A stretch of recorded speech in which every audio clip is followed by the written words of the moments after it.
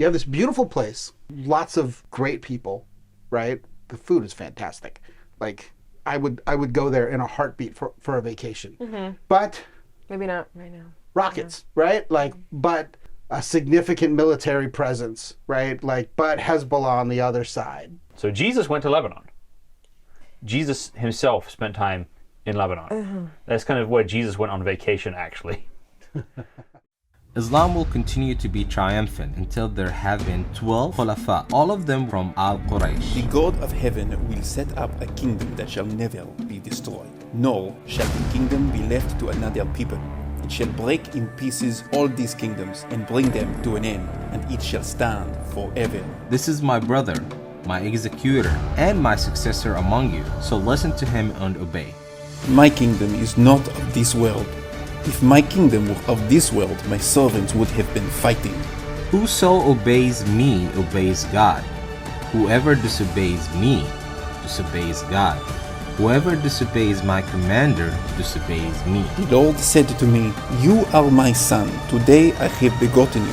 Ask of me, and I will make the nations your heritage, and the ends of the earth your possession. Two systems of government, two visions for life on earth. Whichever is true changes everything. This is Christ and Khulafa. So today we're going to be doing something a little bit different. Normally Sophia is, acts as our host. But she had this great idea to, look at world events through the lens of Lebanon. So as we all know, and even in this hour, if you were to go on Twitter, you would see that Israel is conducting airstrikes over Lebanon, and there's a war going on, right, between Israel and Hezbollah. But in talking to her, she, was talking about. I think we were in another episode where we were talking about the prophetic significance of Lebanon and its involvement in the Bible. Lebanon's mentioned 71 times in the Old Testament. I mean, it's a significant number. Mostly about trees, but also about, God's plans for it. And I think it's an important topic. I mean, I think rightly so, it's an important topic because there is a lot going on over the last couple weeks about Lebanon. There were, Israel's pager gate or whatever you want to call it, right? And 11,000 rockets have been fired since October 8th. It's hard to look at a place like that in the world and say, well, what is God doing here, right? Like how is this part of, how can God work this for good? Mm-hmm. So, why don't you tell us a little bit more about, what you were kind of thinking and feeling? I mainly have questions. Okay. Mainly, I'm curious about the land itself, its relation to the land of Israel in the biblical context. Like when it when the Bible talks a lot about its geographical landscape and its natural elements quite a bit, like its beauty. And I'm just curious, would that be like the same land today? Or, I think the maps were a little different, but just curious about that. And then just kind of just reading out loud some of these passages and discussing them. So have you ever been there? Like, No. have either of you ever been? No, but No, I have not been there, but I did read a great book about Lebanon called The Hezbollah Hiking Club, oh, Wow. which is about a They British. have a hiking club? No. It's about a British comedian called Dom Jolly hiking across Lebanon. Okay. It was good. I actually had him on the podcast as my first ever guest, but I couldn't complete a full episode, unfortunately, so I never released that. But I'd love to go to Lebanon. Years ago, I was on a tour, and okay. I went in Israel, and I went to the northern border, right up to the gate of the checkpoint. Mm-hmm. First of all, it's one of the most beautiful places I've ever seen. Right, the Mediterranean is there. There are these white cliffs. There are a tour you can take of an underground railroad that once connected the two places, that they had to, they had to close it, right? They had to block it off because the two sides were attacking each other through the tunnel.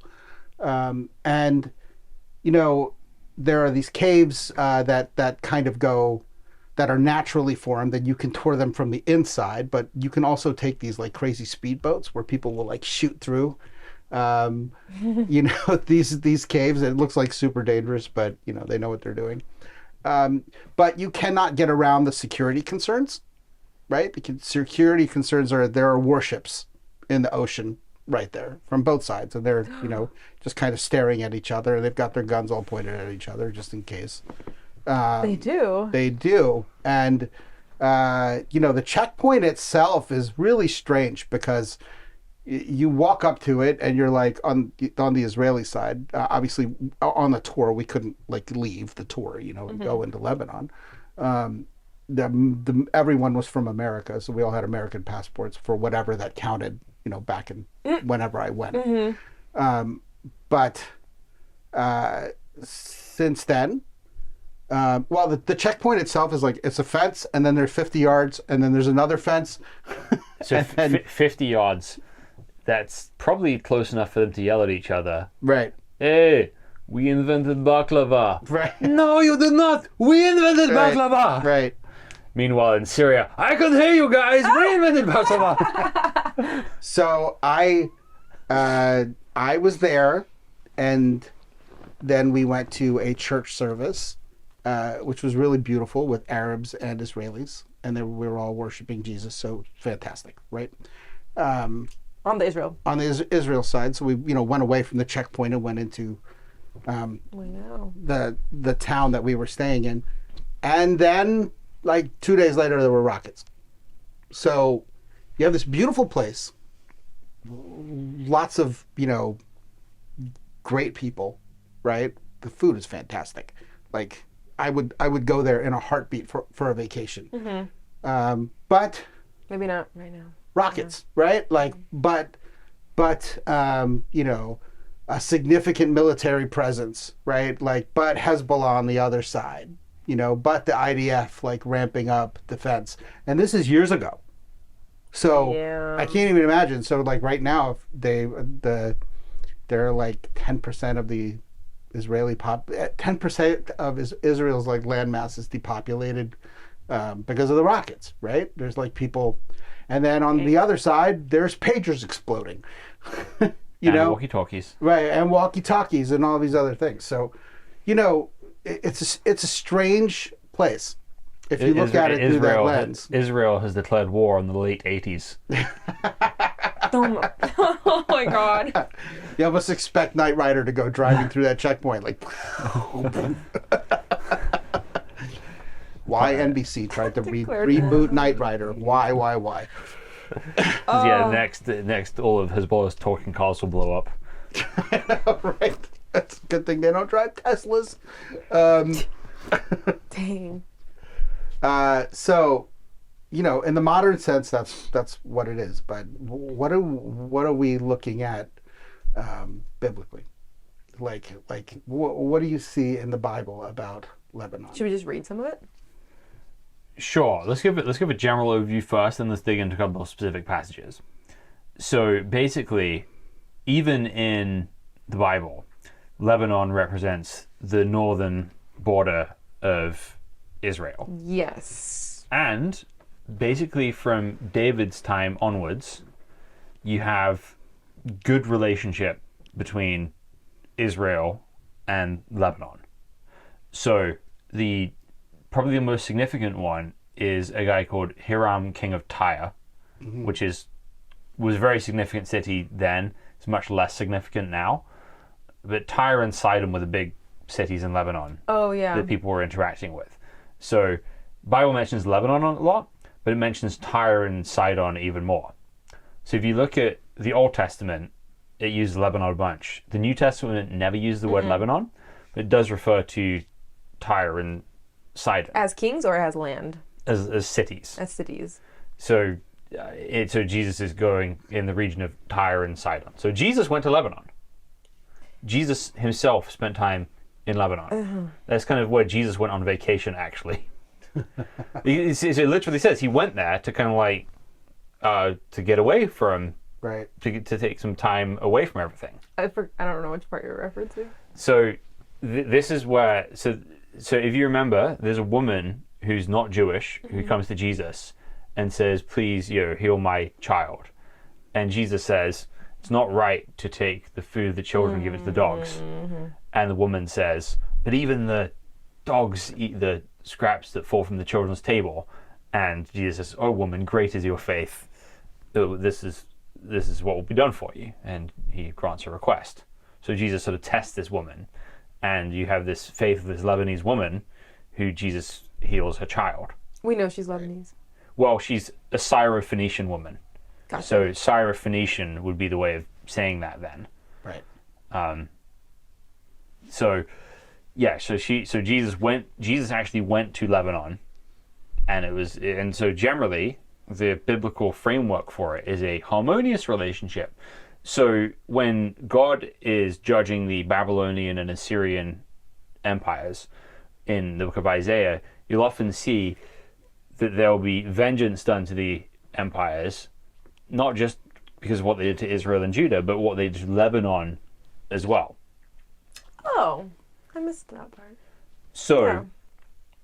what you see in the book of First and Second Samuel, First and Second Kings, is that the temple of God was built with cedars from Lebanon, supplied by Hiram, king of Tyre, who had a good relationship with David and a good relationship with Solomon. Yeah. And they're not, and they're allies. They're not like a vassal state. It's not like David conquered them at any point. They're just friends. And speaking on that, it's like, because when the current state of Israel was created, I'm curious how they, did the borders, or like, decided to, okay, this is the northern border, this far, whatever. But like in the Bible, God never, unlike the Canaanites, unlike the Amorites, some of these other nations, he never, right? Am I wrong? He never tells them to go and take over that land. No, it just he doesn't tell them to take over the land, but it does. The Israelites. It says up to Lebanon, which That's so interesting. to us it's a little bit what exactly that means to us. Like what exact point of line in a map we can't really We wouldn't know. we wouldn't be able to draw that, but essentially Lebanon is the sort of land north of Israel. Exactly how high that goes, you can kind of pick on. So Dan would be the furthest northern city. Yes. Beersheba would be the furthest south city. Right. So Lebanon is basically everything north of Dan. I'm just surprised because for example, with Philistia, like the Philistines, like they're told in the Bible, the Israelites, to take over that land, inhabit that land, versus the other neighbors. God actually says, mark a borderline, like this is them and this is you. And it's just I'm not equating that to like modern day, because like you said, we don't really know, we can't have no way of knowing what's what in terms of borderlines today. Precisely, but it's just very interesting to me. So from what we read, when you go to where the tribe of Dan was, there's a wall. It's not a very big wall, but it's a wall, and there's a gate. And what they used to do was, I have a picture of myself sitting on this wall in my Captain America t-shirt, acting as one of the judges, right? The judges of the tribe of Dan would sit there, and there's this gate where you can walk through, where, people from, not the tribe of Dan would come, and they would sell their wares, but that's also what got the tribe of Dan in trouble, because they were influenced by the pagan religion of that place. So they were supposed to be like the northernmost guard, right? They were supposed to watch the northern border. And then, that is ultimately what corrupted them. another significant thing there is that's where Abraham crossed through to go get Lot. So there's this, like, they found it, I think, about like 15 years ago, maybe a little longer now. The pandemic has totally messed up my time frame. But at the time it was about 15, 20 years. And they are like looking, and excavating this place that, Abraham went through, right? So it's a well-documented fact that Abraham went through this place, but then they finally found it. And it is just like, that is considered, I guess, the border, right? Of where Abraham went, and then to go get his nephew and then come back, right? So I think in that regard, like the biblical component of it, and where the land actually, ends and begins, was, a little bit more like, we can look historically and see where the wall was, where the right, archaeological and we can look historically where Abraham went before his descendants were, and I think that plays into the biblical narrative, because that's where Abraham considered himself going into another land. Sure. Yeah. Crossing borders. Yeah. Crossing borders and then coming back. You see what I'm saying? Yeah. So, Yeah. Right. And and yes, like, I mean, the Bible speaks upon blessing. Like, okay, when we look at these passages, what we'll find, right, is that God has declared judgment oftentimes on Lebanon, I think at times on all these like neighbors, all these nations surrounding Israel. And you'll also find that God has also declared like blessings and salvation to these same neighbors and nations at different points in time.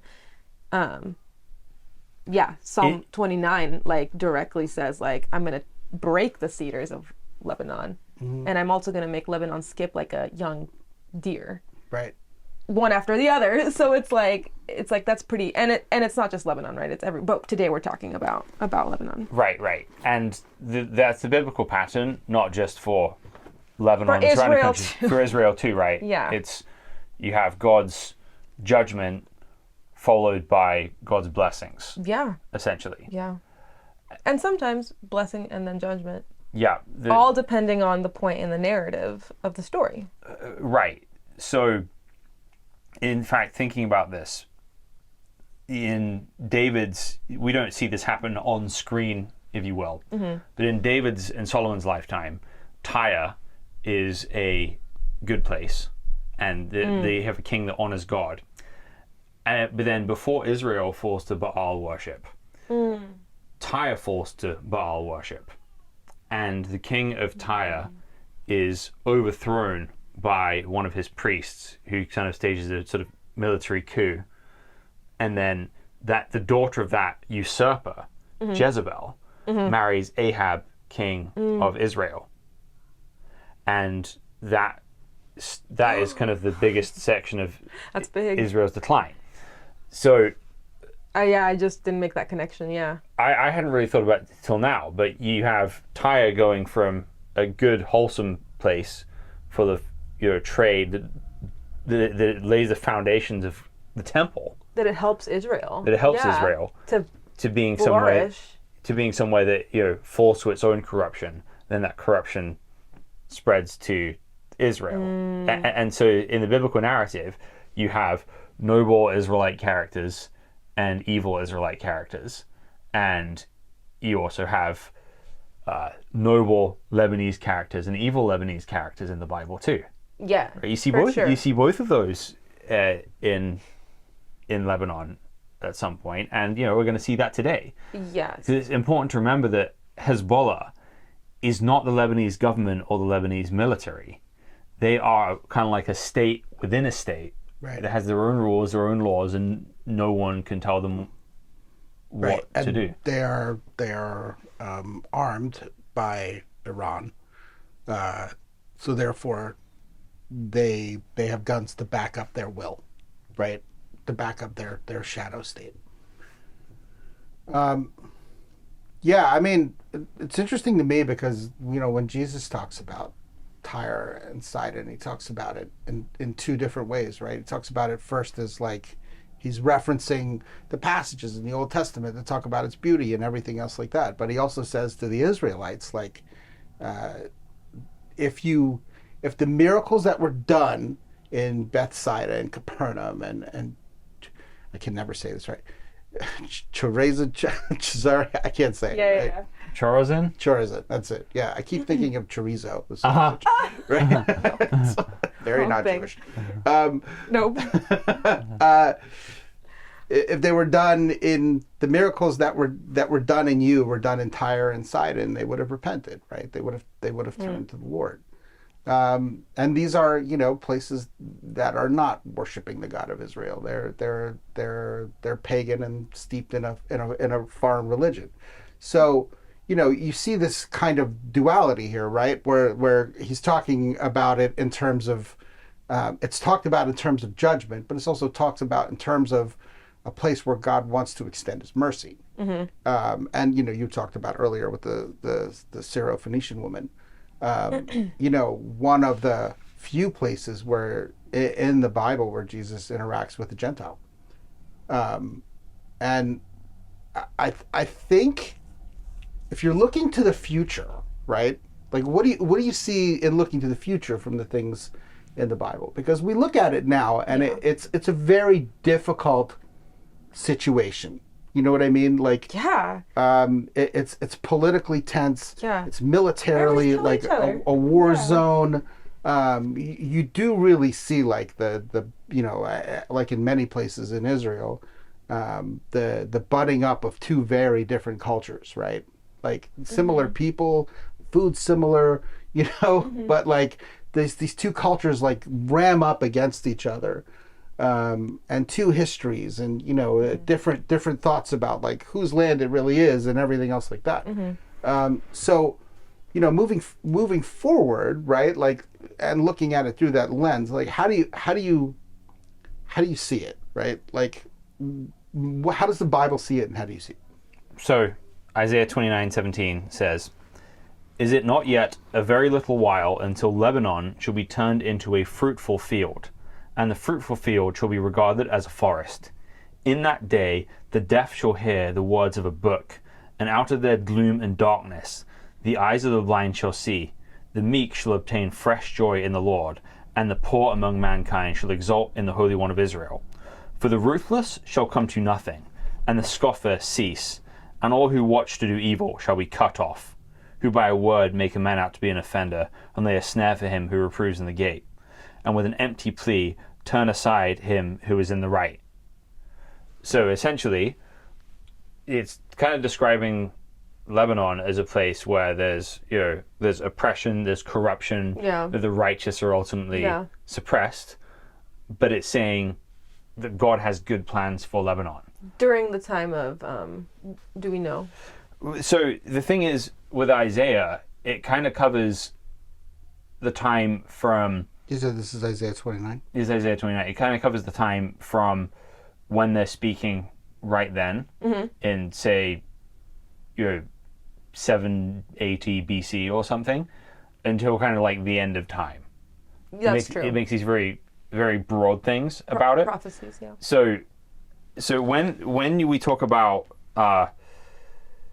when it talks about the deaf shall hear, the blind shall see, the meek shall obtain fresh joy in the Lord, that is... That's New Testament? That's New Testament, right? That's New Testament, right? So that's what Jesus is doing. He's opening the eyes of the blind. He's letting the mute speak. He's letting the deaf hear. And he's the one that says, the meek shall inherit the earth. Yeah. Right? That's what Jesus is talking about, and he's echoing the themes in Isaiah. So this essentially has to be talking about from the time of Jesus until kind of indefinitely.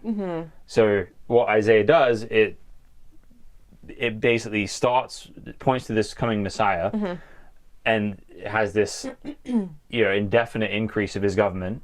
Yeah. And that's how we should read this. So between Jesus and the end of time, essentially, is what this is pointing to. Cool. So I think it's easy for us as Christians sometimes to have hope for Israel, Yeah. because there's so much in the Bible about the future of Israel, and it's a sort of common theme. And it's good. We should have hope for Israel. But one thing we can miss in there is that Israel is not the only direction of God's blessing. And we can also have immense hope for Lebanon as well. I mean, if you even look at that passage, the whole chapter, it's in the context of God kind of rebuking Israel, right, for their attitude of, you know, saying they know him but not really knowing him, right? Saying they follow him but not really following him. And the thing about Lebanon comes in the context of, you know, there's a judgment that's going to come against you, and I'm going to send your foes against you, right? So in the beginning of the chapter, he says, I will distress Ariel. It's verse 2. There will be lamenting and moaning. Ariel is, you know, reference to Israel, right? Then she will be like Ariel to me. I will encamp against you all around. I will set up siege works against you and will raise up ramps against you. You will be brought low. You will speak from the ground. From the dust where you are prostrate, your speech will come. Your voice will be like a ghost out of the ground, and your speech will whisper out of the dust. Yet the multitude of your foes will become like fine dust, and the multitude of the terrifying chaff that passes away. It will happen in an instant. It will happen suddenly. You will be visited by the Lord of hosts with thunder, earthquake, huge noise, whirlwind, storm wind, and the flame of consuming fire. It will be like a dream, night vision, the multitude of all the nations warring against Ariel, all warring against her, and the ramparts around her and her besiegers. So I think if you look at it in those terms, this has been like the constant state of Israel, you know, and God using it as a vehicle to, you know, put pressure on, like, Israel to turn to God, right? But then the thing that he talks about in the end is like in the terms of judgment, you know, judging the enemies of Israel, but then pouring out mercy on everybody, right? Pouring out mercy on Israel, pouring out mercy on Lebanon, like dealing with the evil elements and bringing to justice those things that are wicked in his sight. Yeah. The sin of Israel, the haughtiness and pride of her attackers, right? Yeah. And then the mercy, you know? So what I think that leaves me in this place where I'm like, I have sinned, you know, and I know that God loves me despite my sin, and he will judge my sin, but he will also extend his mercy to me, and give me multiple opportunities to repent for my sin and change and grow and to walk hand in hand with him, like this healer that Jesus is, right? Like to walk hand in hand with this healer who wants to restore me from my sin. And that's all found and embodied wholesale in Jesus, right? Like the whole counsel of God is this thing where it talks about there's you know, God's wrath, but God's mercy, right?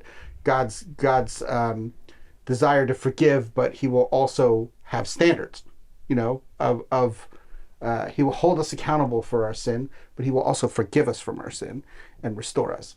So my hope for the area is that it sees that kind of transformation. I mean, when I was in that church, you know, we were worshiping all together, right? It was you know, non-Jews and Jews and Arabs, right, and non-Arabs, all like worshiping the God of Israel together in this place. You know, it's just this little underground basement that we were all in, and I feel like, you know, I saw it, but not everybody sees that. Because yeah, because right now there's talk of World War blah blah blah in the Middle East, which is a reference that we'd already made in the other episode, where all of these Hezbollah, Hamas, where they're all pointing fingers at each other, but Iran anyway. But like, that's what is being said. Do you guys think that like I don't know. Do you guys think, like, from Israel's standpoint, that, like, is it a possibility that all of the Islamic groups, like Hamas, like Hezbollah, can come against, like, is that why Israel is being so, coming down with the big guns on its neighbors, because is that why it doesn't want, like, everyone rising against them? I mean, escalation is escalation, and we're clearly in a season of escalation, and I think it's important to see that, like, regardless of whoever you're going to point the finger at, of who started what and who did what and who took whose and all that other stuff, that right now, today, things are being escalated. Because I know we see, from a Christian perspective, we see all these countries and we see them as one, ultimately, that will become one under Jesus, like what you were just saying. But right now, right, there's, like, on the ground, it does not feel like that at all. And right now there's a very real, like, I'm just trying to understand, like, I wonder if I was there, like, just like, or not even being there, like sometimes self-preservation, like just preserving yourself and, like, going hard against your enemies to preserve yourself. It's hard to see it for me. I mean, I have friends who live in Haifa. Like, I have several friends who live in Haifa. And, obviously they're experiencing one side of it, I don't have friends who live in Lebanon. We do. Okay, so we have. Yeah. We had it. We do. Yeah. Sorry. We do. Sorry. We do. Yeah. I haven't spoken to her, her yet. But yeah. So she's back. Her mom is still there. Okay. So we're praying. We prayed for her for, like, the whole time she was there, that her flight would make it. Right. Hey. Now we're praying for her mom too. Yeah. And just friends and family. Sorry, and everything. I forgot. I'm old. I forget. No, but like, I'll just say, like, I don't know, like, is Israel just, like, self-preserving right now? And that's why, because everyone's saying, like, oh, Israel, you're just doing what was done to you, like, as a country. Like, you're attacking people the same way that you were attacked. And I think from their side, it's like, are they also just, like, very afraid? There is strategic information that, I mean, says that Hezbollah was planning a land incursion. Sure. To do another. But like you said, ever since you were there in the border, the guns were always pointed at each other. Yeah, I mean, since you were there, here's the problem, right? Like, since I was there, Hezbollah has gotten stronger. It's gotten bolder. It's gotten more well-funded. It's gotten more supporters and more backers from more people who are sympathetic to jihad, to radical jihadists. So, it's really strange to me, because there are Sunni Muslims working with Shia Muslims, to try and accomplish this goal that is expressly stated in all their charters. So, I saw the Chancellor of Germany, after meeting with one of Israel's foreign ministers, Benny somebody, was like, Hezbollah must withdraw from the northern border in order for there to be peace, right? So I think that those people could live in peace, and I think that at one time they did have a peaceable relationship that wasn't hostile. So what changed, right? What changed was Hezbollah. What changed was Hezbollah getting more and more powerful and getting armed and, stoking these flames of war, based on Iran. I think if things had been allowed to run their course over time, who knows? I think we could have peace, So we kind of got to land this plane. Yeah. But where I want to land is, okay, so we've got a messy situation now, juxtaposed with an ultimately hopeful situation described in the Bible. What do we practically do here and now? And how can the average person listening, actually actively be involved in building a peaceful and prosperous Lebanon? Honestly, reading and praying, honestly. But also not getting caught up in these one-sided, hateful sides, of things. Well, I think it's important to understand who's doing what. You know, I am not sympathetic to radical jihadis at all. Like, I have had a personal cost in my life to people who subscribe to, you know, like the Taliban, right? Like, my own relatives have died from this in Afghanistan, from the same kind of practice of Islam. That doesn't mean I hate Muslims. I love Muslims. My mother's a Muslim. You know, my relatives are all Muslims. But as a Christian, I have to land on this. I think that God is trying to break the heart of Christians, like to the point where we are just crying out for his mercy to be fulfilled, like in those passages. Because otherwise, you can pick a side. Otherwise, you can get caught up in the minutia of who fired what and who did what and who did what and when they did and who planned what and everything else like that. And I think the hardest part is like remaining objective and also not buying into either side's like rhetoric. Yeah. Because, you know, it's crazy. Christians have a rhetoric about this, right? And Christians have two rhetorics, right? Like everyone's trying to jump onto like what they think is the proper side. But I think, you know, as a Christian, right, as a believer, I think that I need to land in Isaiah 29. You know what I mean? Like I need to land in Psalm 92. I need to land in these places where. So I think one virtue that the jihadis have is a long-term view of things, which motivates their short-term actions. Which means they endure more than a lot of the sort of cycles of secular democracy that happen. Right. So whether that's Hamas or Hezbollah or the, you know, hardcore Israeli settlers, all of them kind of have a long view of they're all playing the long game. History, right? Yep. And so we as Christians also need to have a long game, and we need to be focused on this long game that is actually spelled out for us, which is good, right? In the long run, we want good for the people of Lebanon. So how do we do that? Right? We pray, of course, but also visit Lebanese restaurants, make Lebanese friends. Gosh, so good. Like Food is so good. We were just at one yesterday. Right. But like read and understand like what God is saying about all of this, which goes back to what you were saying about